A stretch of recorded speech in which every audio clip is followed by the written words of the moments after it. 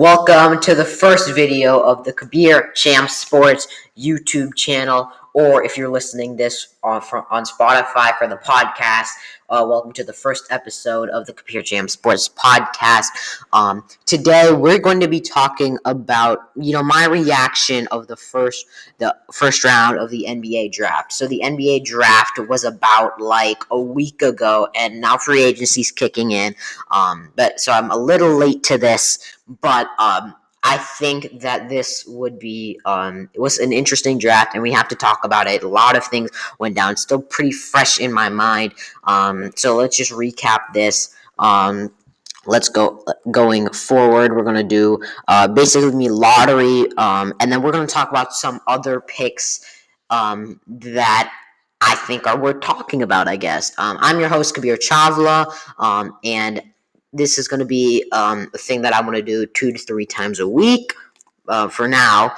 And, maybe 20, 30 minutes per video, I guess. So let's get talking about it. So first pick, Detroit Pistons select Cade Cunningham, 6'8". He's 6'8", a big point guard, 220 pounds. Oklahoma State, and now gets drafted to the Detroit Pistons. So yeah, he was the obvious number one pick going into this. Everyone was looking at Cade. He was the best player in college. He could do a bit of everything. He's a big point guard. He's young. He's 19. One and done. And, there were some trade offers, OKC, I thought this was a hell of a trade if this happened. But OKC tried to get Shea and the 6th pick to the first pick for Cade, but Detroit didn't budge, which I thought was the right thing. I think Houston was going to, offer something as well. So yeah, Detroit definitely got it right here. He's a big point guard, a great size for the position. And he can score and facilitate at a very high level. So he's an electric scorer. He can shoot. He's not the best athlete, but he's crafty scorer, finisher. And this is just what Detroit needs. I mean, Detroit's been stuck in mediocrity for so long, and now they have a bit of a young core that's actually pretty good. I think Killian Hayes has a bunch of potential. Saben Lee showed in the rookie season that he was good. Even though he's a bit older, Saben Lee is how old? Saben Lee is 22. Okay, so that's not even that bad. Oh, he just turned 22. I thought he came out of like the G League and just got drafted. He was like 24, 25. But I guess he's just turned 22, so that's not even that bad. Isaiah Stewart, I was definitely not a big fan of the pick when they picked him. Like, I was really despised the pick, but he actually turned out to be a pretty good rookie for them. They traded Mason Plumlee. This was the first step in the right direction. Killian Hayes was the point guard. He looked okay. He definitely started to pick it up to end the season. But this is the guy that they need. You see those 3 championship banners behind Cade right there. They trying to raise another one. They got their franchise point guard. It probably won't go for a season. Will Cade have that impact to okay, he's going to make an impact as soon as he comes in? Probably not. That's not what rookies do. But he's going to have all the keys. He said, I'm all the way in, and he's all the way in. I'm also going to give for everyone, except, pretty much everyone, like some of the top prospects, I'm going to give a comp, and I'm going to give a grade. So this is definitely an A-plus pick, because you got it right. You got your guy. You got your superstar player, and you just got a guy to build around, and that's what Cade Cunningham was. That's what you try to get from the number one pick. You don't want to get anything else. This guy, Jalen Green, he was amazing, but Cade has had a lot. Kendrick Perkins said he's the best perimeter prospect since LeBron James. Not sure if I completely agree with that, but he's up there. He's an amazing player, and who else had so much hype coming around him? He wasn't the first overall pick. It was Penny Hardaway. Penny Hardaway was a guy that could do it, score and pass. He could he was a bigger point guard, and just in his first couple of seasons, he paired up with Shaq, who was the previous number one pick, like the draft before they got Penny Hardaway. I know that because I watched a documentary, which I highly recommend. It's called This Magic Moment on ESPN. So yeah, he reminds me a lot of a guy like Penny Hardaway was. However, one thing that he could do is cut back on the turnovers. He had a lot of turnovers. That's something he should definitely cut back at the NBA level. Number 2 pick, Jalen Green. Got it right again. Houston, you're looking for that. You're looking for that James Harden replacement. This is your guy. He just looks like a star. He's looked like he's ready for the NBA. And that's basically what he showed. He's the first G League Ignite player to get drafted into the NBA, and that's history. And not only is he first G League Ignite, not only does he look like a star, he is a star. He has so much potential to be. He led the G League Ignite in scoring. He is so good at scoring the basketball. He can score from all 3 levels. And now he has a young core, and Houston is a big. I think it's the biggest winner of this draft. Houston is, because not only do you get Jalen Green, who I think would have been a number 1 pick in 8 of the last 10 drafts. The only ones, not including this one, the only ones would be Zion, because you know how much hype Zion had, and same thing with Anthony Davis. And those guys are superstars right now. Well, maybe not Zion, but Zion's going to be a superstar. We can't deny that. Jalen Green would have been the number 1 pick in every single draft. He would have been picked over. He would have been picked over DeAndre Ayton. He would have been picked over Ben Simmons. He would have been picked over definitely Anthony Bennett. So guys like that, I know for a fact that he would have been picked number 1 because he has that talent. He's a freak athlete. I don't know what his vertical was at the combine, but he can jump. And he could score from all 3 levels. He can shoot. He was amazing. He's so fun to watch. So, I like Jalen Green a lot. And this is also an A+ pick. You couldn't have gone wrong with this one. I would be mad if they picked Evan Mobley, because I was with Jalen Green, number 2 pick from the start. I was always thought that Jalen Green should have been the number 2 pick from the start, because he, you can get that shooting guard. KPJ likes to play point guard either way. John Wall's not always healthy, and he's also getting older. I think John Wall's still a good player, but I don't know how much he is for long term. Or he can be a veteran. And then you have Kenny Martin Jr., who I'm a big fan of. And then not only is Houston a winner in this draft, because of Jalen Green, but the 3 other first-round picks, we'll talk about that a little later. But those picks were amazing. But Jalen Green, great start to this draft. You couldn't have gone better.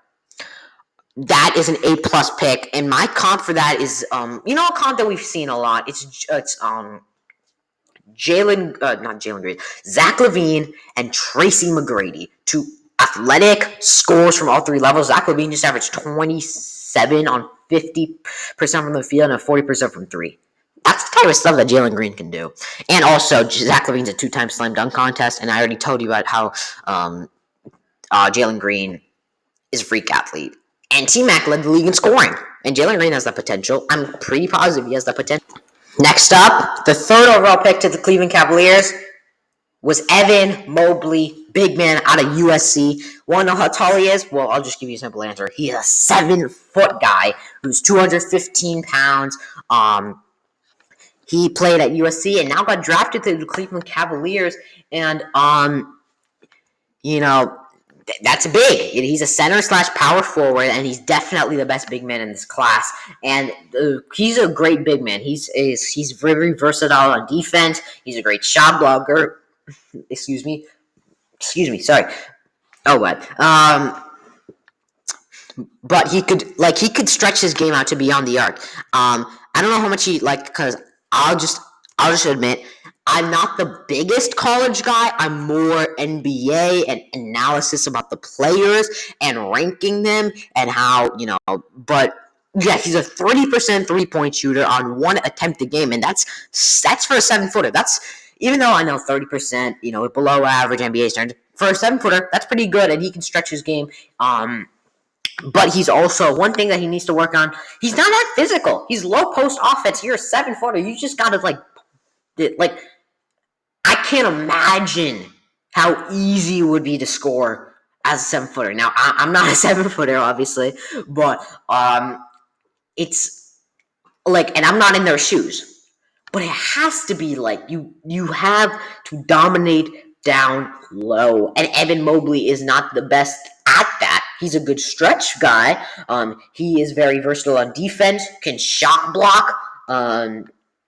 But this, he's definitely something. That's definitely an area that he can improve.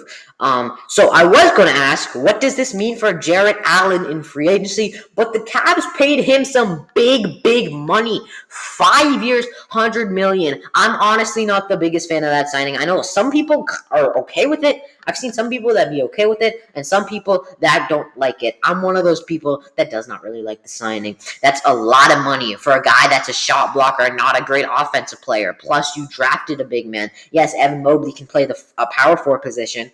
But this is going to be, what does this mean for Frobley? That's what we'll call it, because it's Jared Allen with the Fro, and Mobley, Frobley.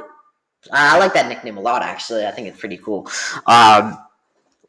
I don't know. Will they coexist together? This definitely means something for Larry Nance or Kevin Love.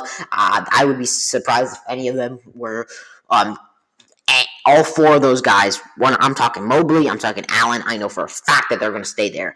I know for a fact that they're going to stay in Cleveland for the rest of the season with the money that you paid Jared Allen and how much potential that you have with Evan Mobley. I'd be surprised if Larry Nance and Kevin Love, both of them, stay to Cleveland, because you got a plethora of big men right now, and you don't need that. But I think Mobley definitely has the most potential. He's your guy to build around. You have Darius Garland in there. I think he'll work well with that. Colin Sexton is a good scorer. He's a good two-guard, and he'll be their scoring guy. But Mobley and Garland in the pick and roll is what I'm most excited for. And I don't know what this means for Frobley in the front court. But I think this is a good pick. I would give this an A- of a pick. This is not an A+ pick, because think about it. But I don't think there was an A+ pick available unless you did manage to get a guy like Cade, which we knew he wasn't falling past number 1. So I think this is an A-. It's a good pickup. You got a young player. He's 7 foot. He's raw. He can do a little bit of everything. But the thing is, I don't know how much he is as a franchise guy, as like high ceiling potential, and I don't know how much he'll fit with Frobley, but I do like the pick.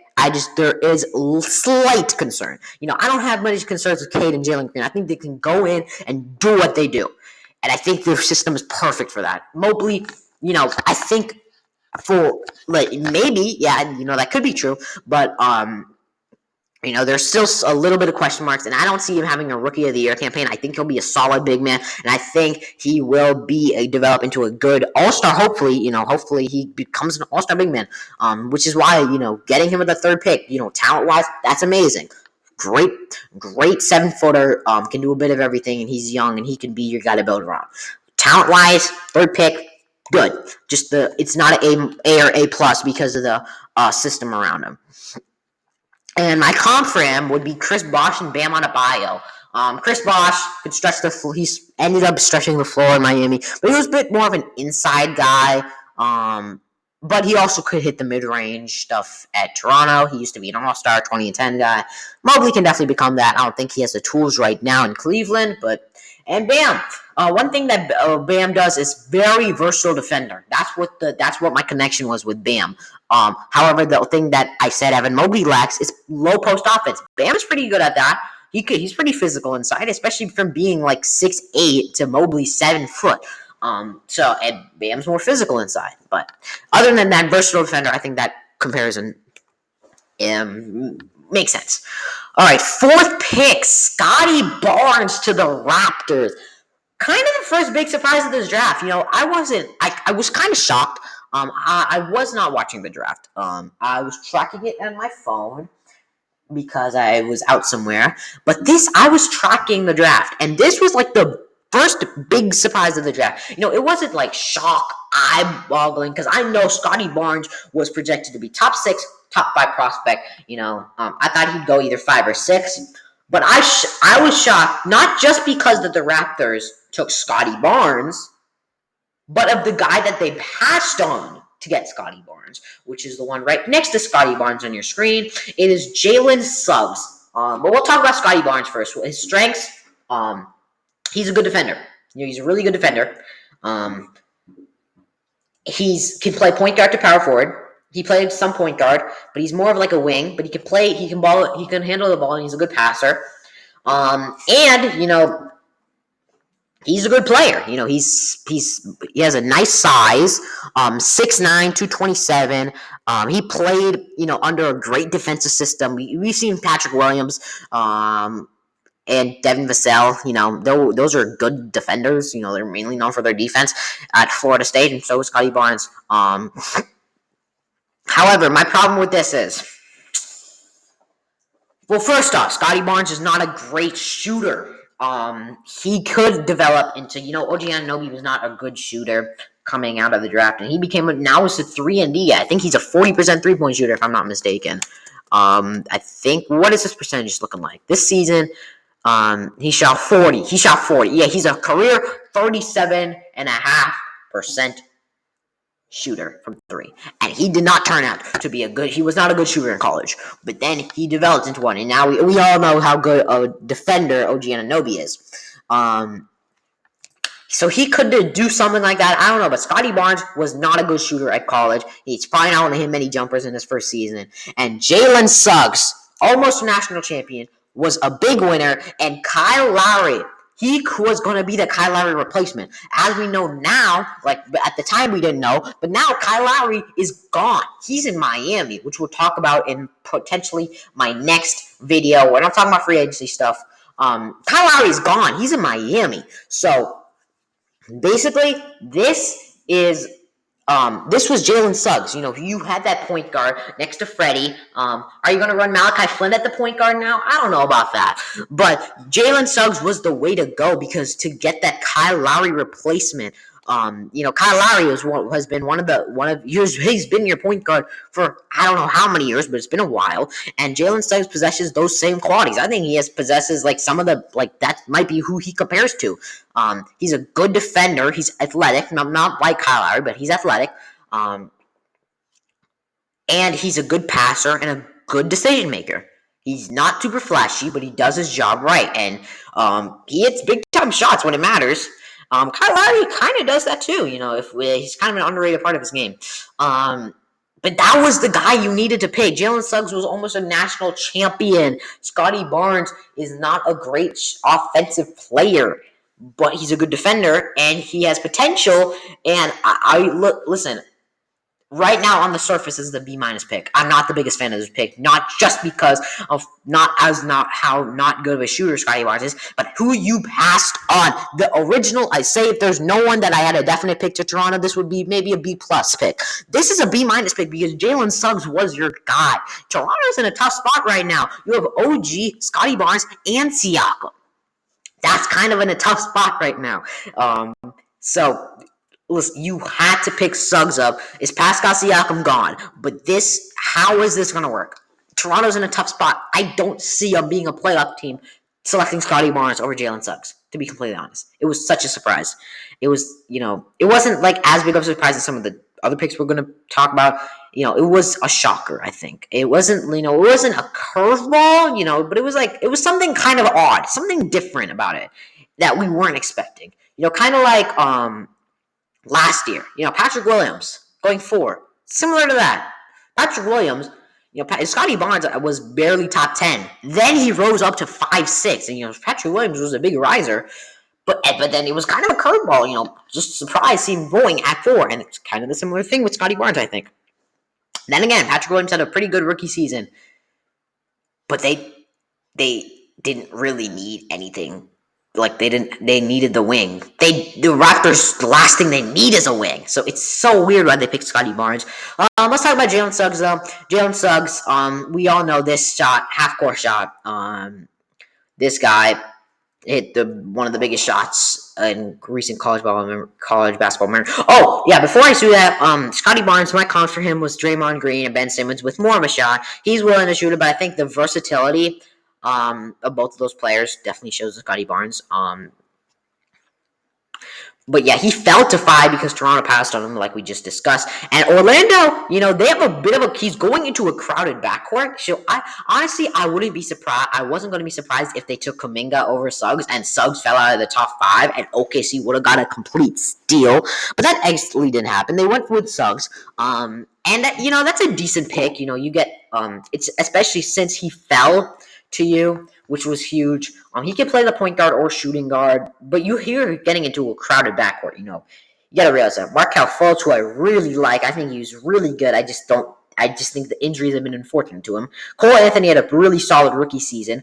RJ Hampton's not playing too special right now, but he's also a young guy, so he might be a piece to go. But the thing about Jalen Suggs is he can do a bit of everything. He's so all around. He's super young. He's a winner. He was one game away from going undefeated in Gonzaga. He was almost undefeated. Good all-around point guard. Not too many weaknesses. He's going into a crowded backcourt, but they're probably going to take him. They're going to probably start him. I think we can all get that. One of those guys might not be their guy, and they might try to ship him. Maybe for a big man. Actually, I don't know. They have Wendell Carter and Mo Bamba. I don't know what exactly. Mo Bamba, kind of disappointing. But I think one of those guards in Orlando will probably be gone. Sub 6'4", 205, Gonzaga. He's good build, point guard, shooting guard. It's not much to say except he fell to 5 and it was kind of surprising. However, this is an A- of a pick simply just because he's going into a crowded backcourt. You do already have some guards that you got, Cole Anthony and Markelle Fultz, the most notable ones. But I think this was definitely the best player available. That definitely, without a doubt, the best player available. I just thought it would be a little question if they decided to go Suggs or Kuminga because you're already going into a crowded backcourt. Orlando has a lot of guards. I remember when they used to have a lot of forwards, and now they've traded a lot of them away. So now they're pretty stacked on guards. I mean, they have Terrence Ross too, but I don't think he'll be there long term. I have a comp for him, though. This is an A- pick. I do have a comp. It's Jason Kidd. I know that's a bit of a stretch. Jason Kidd, probably top 30, 40 player of all time, top 5 point guard of all time, if you ask some people. The all around, like he's the size, it's there. The passing, not there yet, but I think he'll get there. The ability to just do a bit of everything, especially defensively. He's a pretty good defender. And then Kyle Lowry, like I said, I think he compares to Kyle Lowry a little bit. Moving on, outside the top 5. 6th pick. Another shocking one. Jonathan Kuminga was the guy here. He really was. I just realized I don't actually have a picture of Kuminga. I'll talk about Kuminga. This is Franz Wagner. So I kind of skipped over the 7th pick. Josh Giddey, surprising, right? He kind of rizzed throughout the draft. Never mind. He was a riser. I didn't expect. I did the mock draft 2 months before. He was not in my lottery, and then I honestly thought once Memphis got him, I thought he'd go number 10. Him going 6 was shocking. It was more shocking than Scotty Barnes going 4. I will say that. I don't think it's as bad as Scotty Barnes going 4 though. And here's why. The more I look at it, the more it makes sense. This is a young guy. First off, OKC has a history of developing their guys. Russ, Kevin Durant, James Harden. We're looking at Lou Dort. We are looking at Nick Collison's not recent, but he's been a great player. Steven Adams, another great player that they had. Serge Ibaka, Reggie Jackson. I'm trying to think of more, but that's all I can come up with. And these guys that they just drafted, Pokusevski, Maledon, they've been pretty good. I said Theo Maledon should have been the lottery pick, and then he just fell to 41. And he played kind of like a lottery pick. So they have a history. So I do trust Sam Presti and their whole thing going on. They have a bunch of picks. They traded their 16th pick for 2 more first. So I don't know what's going on. They're just going to pick all their guys. It's not as bad of a pick as you think. Shea is not a point guard, so if you wanted to take Bouknight is he's a great scorer, but so is Shea, and I think Shea is a 2 guard more than the 1. Josh Giddey would be a great point guard. He's a good playmaker. He's a kind of a triple-double guy. He's not exactly triple-double. He's a big point guard, but he's a good playmaker, and he's one of the younger players in the draft. And OKC likes potential now. They're a young team. Now, could they have traded down to get Josh Giddey? I do not think so. You could have traded down to 8 or 9. Orlando, Sacramento. If Sacramento wanted to do Jonathan Kuminga, I think that would be cool. However, and I would think that this could work if the Warriors took Moses Moody, and then the Magic took James Bouknight or Franz Wagner, whoever, because they selected Franz Wagner in real life. Then OKC could have got Josh Giddey at 9. However, there's also been rumors that Golden State might have wanted to get Josh Giddey. So I think OKC listened to that. I was like, you know what? We really like this guy. And Kuminga does have a bit of a weak side to him. He's not a great shooter. And he's like, he has a stuff that he needs to work on. So it's definitely not. I don't think it's as bad of a pick. I think he went a lot higher than I think he should have. But I think I do think they should have taken Kuminga. I thought that was the right pick. But honestly, I think he would have been a top 3 option here because of the point guard they needed. The 18th pick I was really confused by since they took Josh Giddey. We'll talk about that a bit later. Giddey though, decent pickup, good player. My comps for him, go on. Right-handed, go on. Great all-around player. Good playmaker. Spencer Dinwiddie, I think, is a bit more of an interesting one. I think, and this is a B-plus pick. He's a big point guard. He's young. We already discussed about him. I think he'll be a good backup partner to Shea. Now, kind of fell. It's Jonathan Kuminga, number 7 pick. 6'8",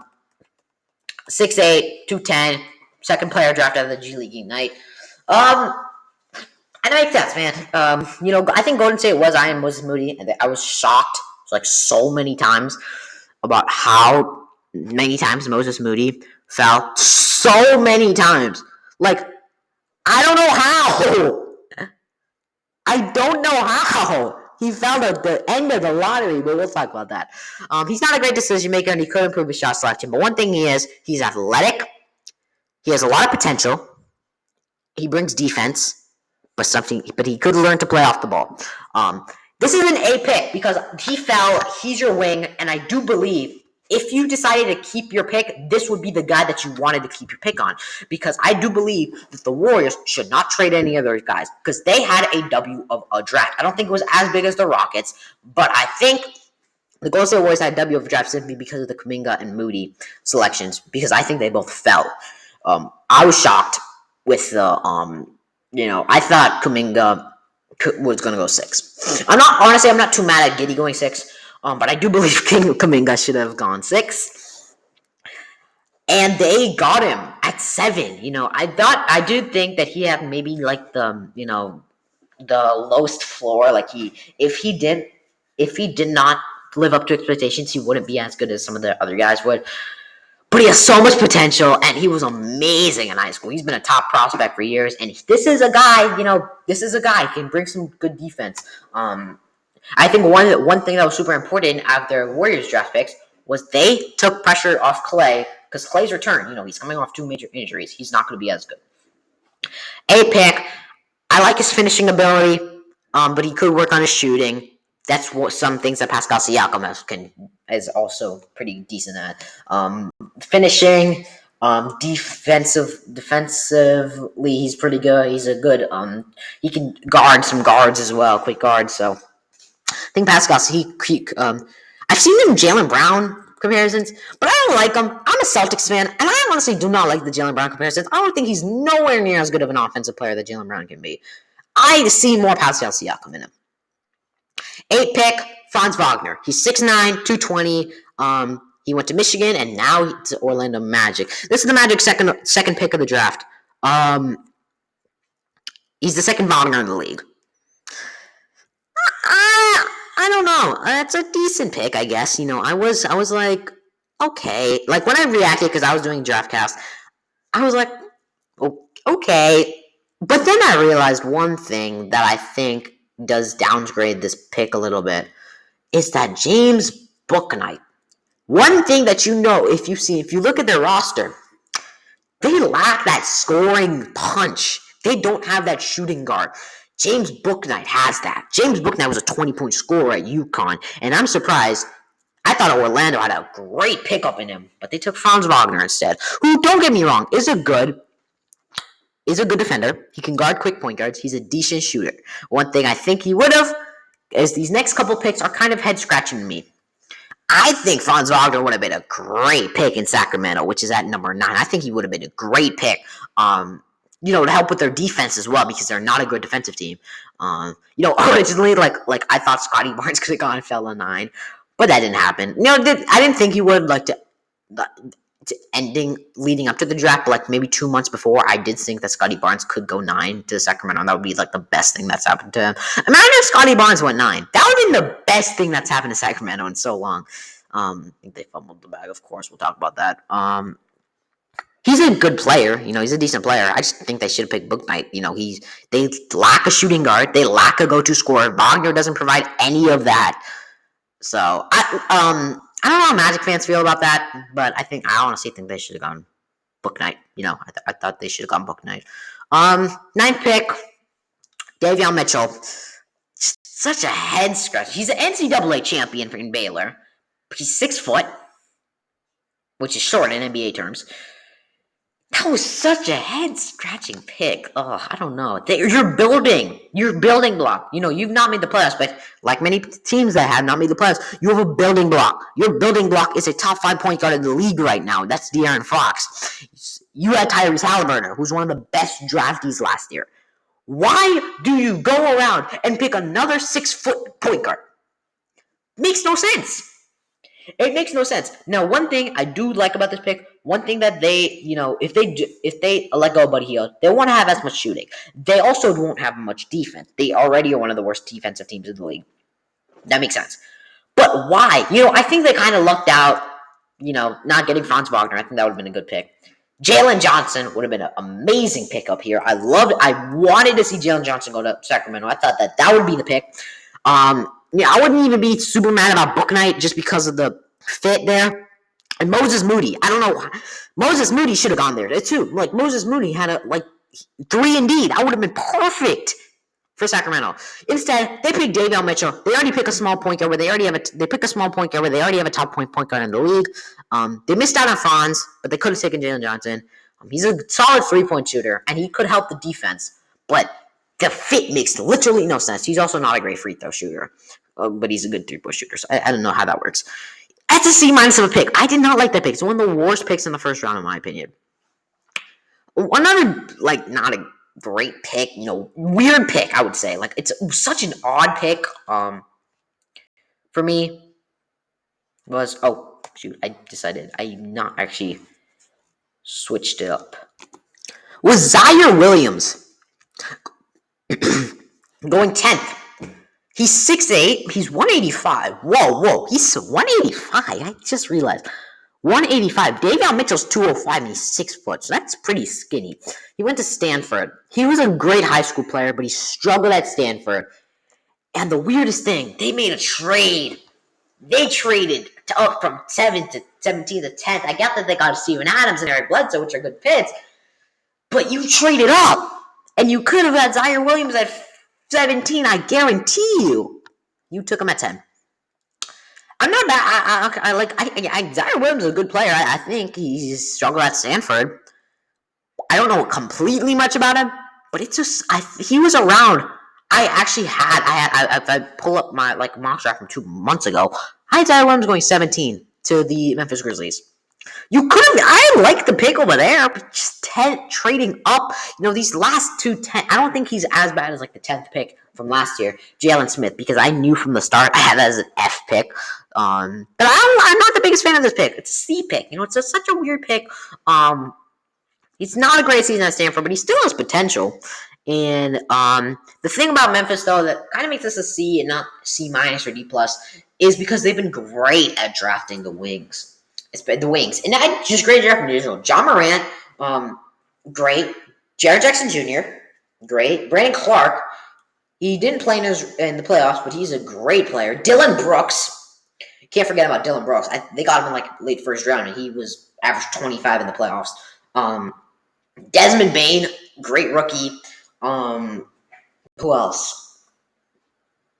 D'Anthony Melton, I don't think they drafted him, but he was so much better in Memphis. So I'm not I think that they definitely could work out on Darren Williamson. I think Moses Moody would have been the guy. I think Moses Moody would have been the guy though here.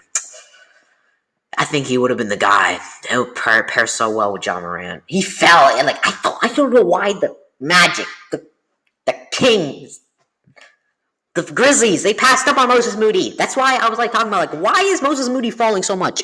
He's a one and done player, so he's pretty young. It's a C pick. I don't actually have a draft comparison. I don't actually have a draft comparison for any one of these. The rest of these guys, I just have a draft comparison for the top 7. 11, James Bouknight. Great pick, honestly. I like James Bouknight. He's a good pick. I'm surprised he fell out of the top 10. I thought someone would fall. I just was kind of shocked that it was actually Bouknight that fell. But someone was. James Bouknight and Moses Moody. I was not expecting either of them to fall. To be completely honest, I was not expecting either of them to fall. But James Bouknight did, and he fell out of the top 10. And he had a great score. Was a great scorer in his 2 seasons at UConn. Orlando decided to not go with Bouknight, and OKC decided to not go with Bouknight, and I think he pairs well with LaMelo. LaMelo is not just known for his scoring; he's known for his passing. But him in the backcourt, you just lost Devontae Graham, which was such a questionable signing for New Orleans. You still have Terry Rozier, but Bouknight will probably be a backup. He'll play that Malik Monk role that he to start, and then he might go into that starting lineup and pair along with LaMelo Ball. And Hornets had a great draft, too. They drafted Kai Jones. They traded for Kai Jones, who I really wanted them to get because I thought it would be a good fit, especially a big man. How LaMelo likes to throw oops. And he's done that with Miles Bridges, getting him another big man, especially since Cody Zeller is gone. And they traded for JT Thor, who's one of my favorite prospects. And they traded for Mason Plumlee, who's a decent center, I guess. Also, one thing it is... Also, James Bouknight's a good shooter. But one thing, his eyes are so spaced apart. I know it's kind of random, but his eyes are so spaced apart, and it's it was so weird to see. But I guess that's how it is. It's an A pick. It's a really good pick. I like this pick a lot. Oh boy, the 12th pick, Joshua Primo. Joshua Primo from Alabama. Youngest player in the draft, going 12th to the Spurs. That was weird. I was what? Joshua Primo. It was completely of a reach of a pick, and there's so many better options. Moses Moody. I already talked about Moses Moody. Moses Moody is so much better. He can do everything better. He's a great 3-point shooter, unlike Primo. Cam Thomas.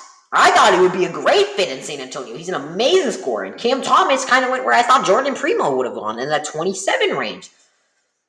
He's a great scorer. It was Alperen Sengun. I thought they were actually going to pick. Even though I thought Moody, Thomas could have been the better pick for them, I thought they'd go with Alperen Sengun because of their big man position. And he's a great offensive big man, and you already got some defensive guys around him. No, you went with Joshua Primo, who's the last guy I expected San Antonio to go for. But they did. I actually do not know much about him. He's the youngest player of the draft.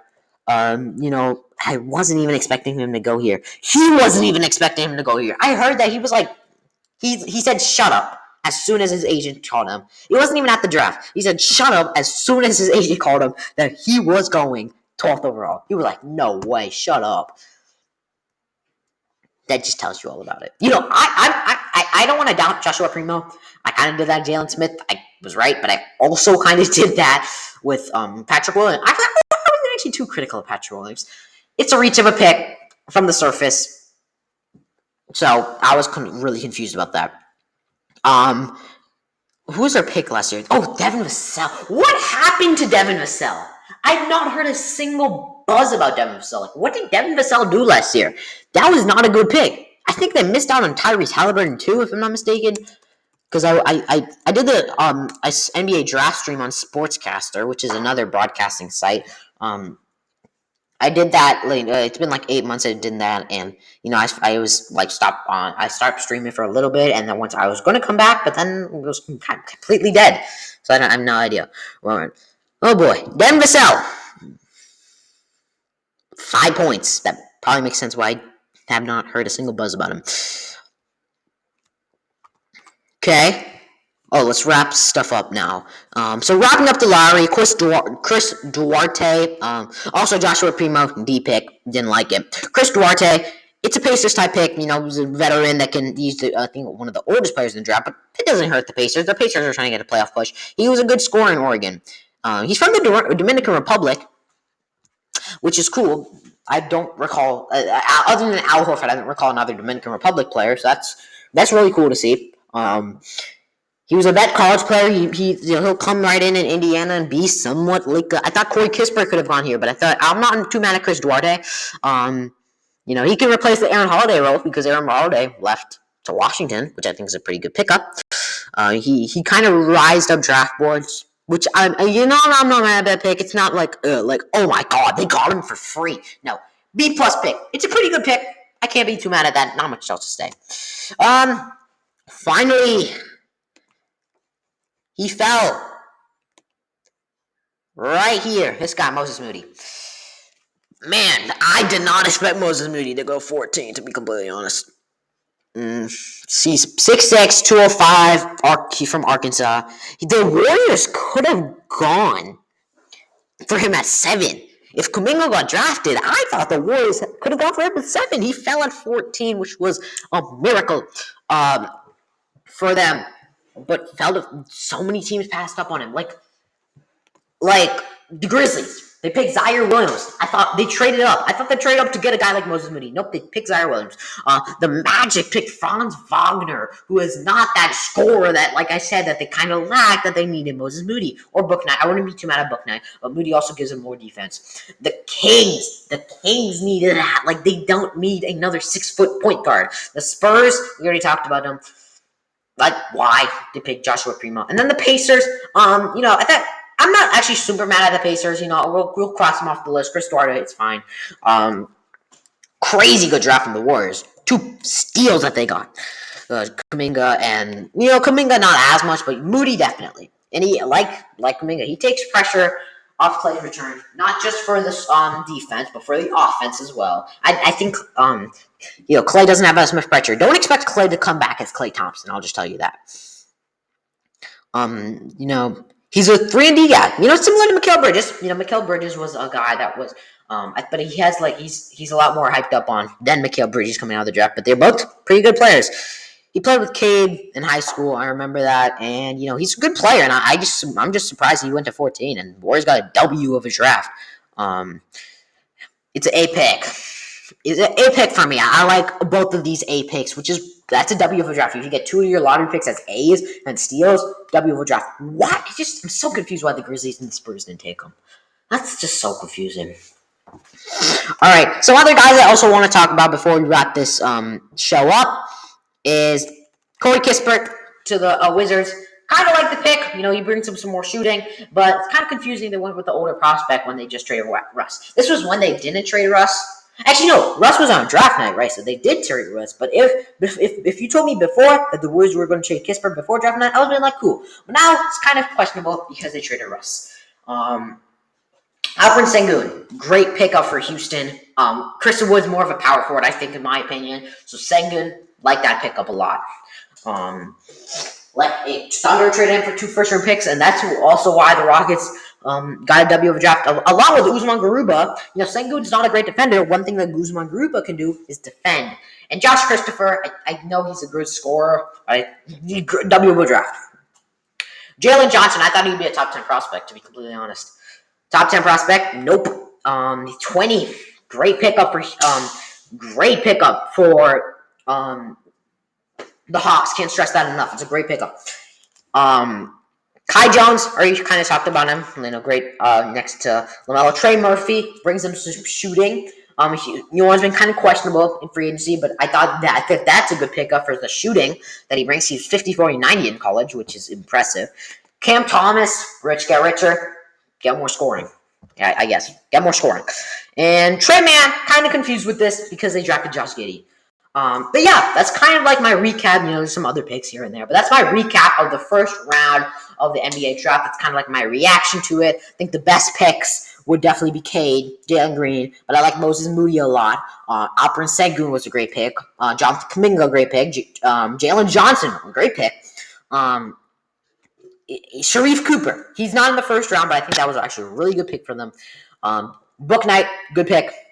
And some of those reaches, Scotty Barnes, or shockers, Scotty Barnes, Josh Giddey, Zaire Williams, Davion Mitchell, Josh Primo, Trey Mann, I guess. Yeah, that's pretty much it. Thank you guys for watching this breakdown of the NBA draft. My next episodes coming up, next videos or episodes if we're talking on the podcast, would be free agency news. A lot of free. I want to do it until free agency is complete wrapped, and I just want to do a complete, 30, 40-minute breakdown on that. Top 50 players in the league. I'm working on a list on that. Once the offseason's done, I kind of want to recap on the Celtics offseason. And yeah, that's it. Thank you guys so much for watching. It's KabeerChampSports here, and peace out.